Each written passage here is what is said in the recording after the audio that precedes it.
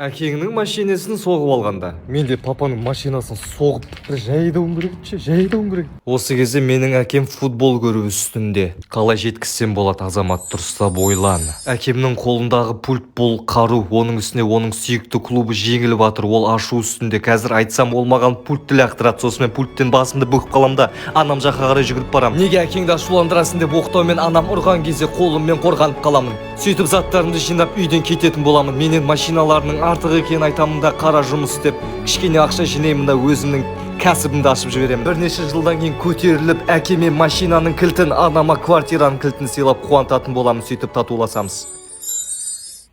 Так, ойыңды жинақта, кеттім ал. Папа, мен сізге бірдеңе айтайын деп.